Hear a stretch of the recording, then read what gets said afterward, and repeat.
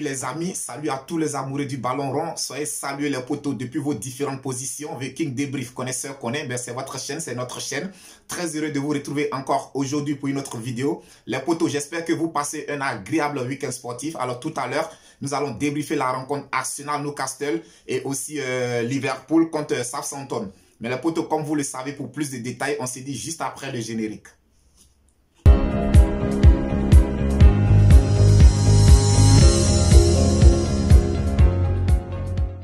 Alors les potos, après la claque, l'humiliation reçue du côté de Liverpool le week-end dernier, aujourd'hui Arsenal se devait obligatoirement de réagir face à Newcastle. Et d'entrée de jeu, on a vu un match vraiment compliqué pour les Gunners d'Arsenal parce qu'on a vu une équipe de Newcastle qui a refusé de jouer tout de suite. Newcastle est allé se regrouper devant ses poteaux, essayant de défendre et chercher le match nul. Je pense que c'était une rencontre vraiment compliquée pour les Gunners parce que les Gunners ont longtemps peiné à trouver la faille dans le camp adverse. Les Gunners aujourd'hui ont eu des difficultés. Pourquoi les potos, je vous dis. Aujourd'hui, au niveau des Gunners, ce que j'ai constaté, c'est qu'il y a trop de lenteur, il y a trop de nonchalance dans les transmissions des balles. Il n'y a pas de déplacement. Et tout de suite, quand c'est comme ça, le jeu est facilement lisible par l'adversaire. Donc, les défenseurs de Newcastle avaient le temps de voir venir les actions d'Arsenal et de pouvoir les contrecarrer. Donc, c'était vraiment très, très difficile.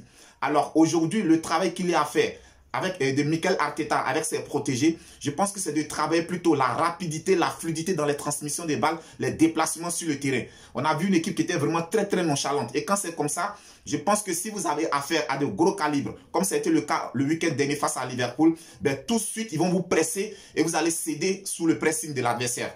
Alors aujourd'hui, ce que j'ai par contre retenu de positif, c'est le repositionnement de Martin Odegaard entre les lignes adverses.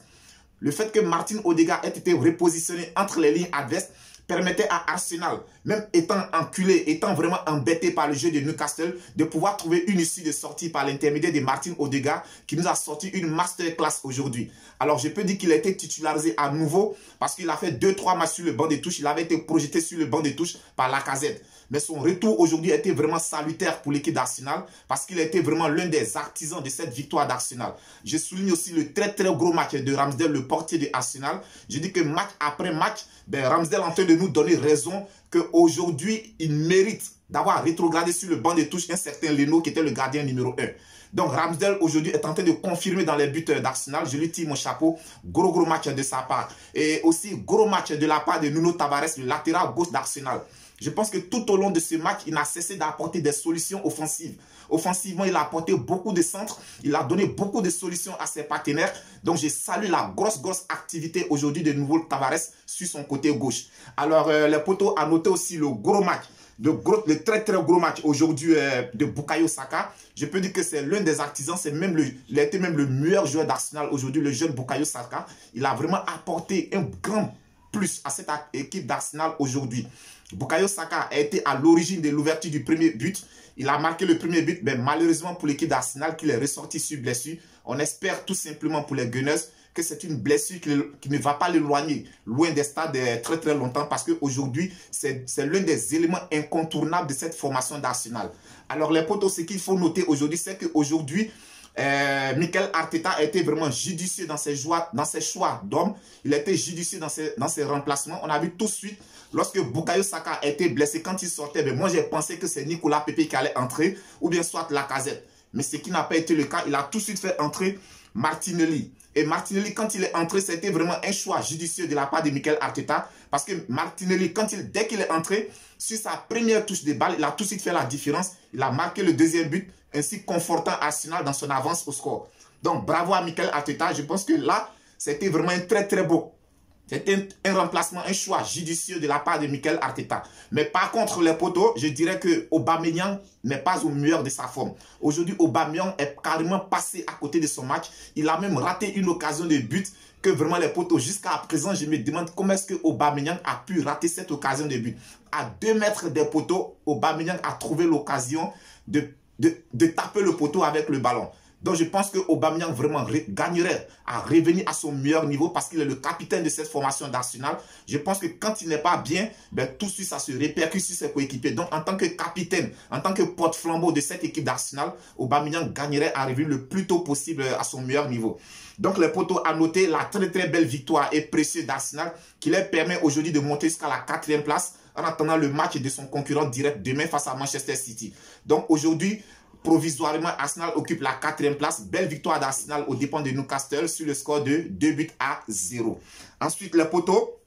On a Liverpool qui recevait Southampton. On le sait tous, les poteaux. Liverpool aujourd'hui, c'est une machine à gagner. C'est une machine aujourd'hui qui n'arrête plus de gagner et qui n'arrête plus d'humilier ses adversaires. On se souvient tous, la semaine dernière, Liverpool a battu l'équipe d'Arsenal sur le score de 4-0. Ben, aujourd'hui encore, elle a récidivé face à Southampton sur le score de 4-0. À noter le gros match, la grosse activité des latéraux de Arsenal. Je pense que ça, c'est la force, disons, de Liverpool. C'est la force numéro 1 de Liverpool. Parce que nous avons des latéraux aujourd'hui tels que Arnold et Ederson qui vraiment ne cessent d'apporter le surplus au niveau de l'attaque, ne cessent d'apporter de très très bons ballons, d'approvisionner les attaquants en de bons ballons. Donc la grosse activité aujourd'hui des latéraux de Liverpool permet à Liverpool de se créer beaucoup d'occasions, d'être dangereux offensivement. Et ce qui fait aussi la chance de Liverpool, c'est qu'ils ont des attaquants qui ne sont pas maladroits devant les buts.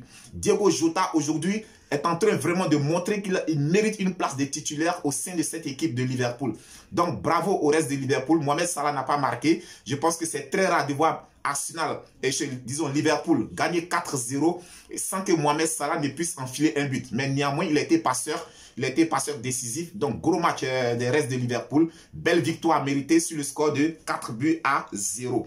Et les poteaux, à noter aussi la titularisation du franco-malien, c'est-à-dire Ibrahima Konaté, qui a été titularisé aujourd'hui. Je pense que c'est sa 3e titularisation en championnat. Et à vrai dire, c'est un joueur aujourd'hui qui m'a beaucoup impressionné parce qu'avec son jeune âge, jouer aux côtés aujourd'hui de Van Dijk, il a démontré beaucoup de choses. C'est vrai qu'il est encore jeune, il n'a que 20 ans. Mais il a quand même des erreurs de jeunesse qu'il fait de temps en temps. Mais c'est un défenseur d'avenir. C'est un très très grand défenseur d'avenir. Je pense que c'est la raison pour laquelle Jürgen Klopp a décidé de lui faire confiance et aujourd'hui de le titulariser. Donc bon match de Ibrahima Konaté. En tout cas, c'est un défenseur d'avenir. C'est un nom qu'il va falloir retenir du côté de Liverpool. Ensuite, les poteaux, on a Norwich qui recevait Wolverhampton. Match nul entre les deux formations sur le score de 0 but partout.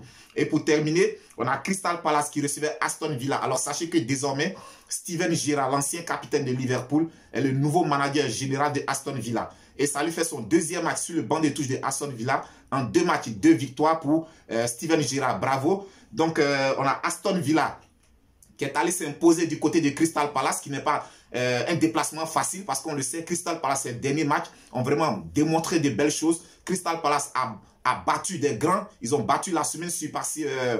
Ils sont allés battre la semaine surpassée Manchester City du côté de l'Etihad Stadium. Donc c'était vraiment un déplacement très très difficile pour Aston Villa. Mais heureusement pour eux, ils sont allés s'imposer du côté de Crystal Palace sur le score de 2-1. Alors les potos, désormais, sachez qu'il y a eu au niveau de nos vidéos. Alors nous avons décidé comme ça, moi et tout mon staff, nous avons décidé désormais de dédicacer nos vidéos à tous nos abonnés, à toutes les personnes qui nous suivent.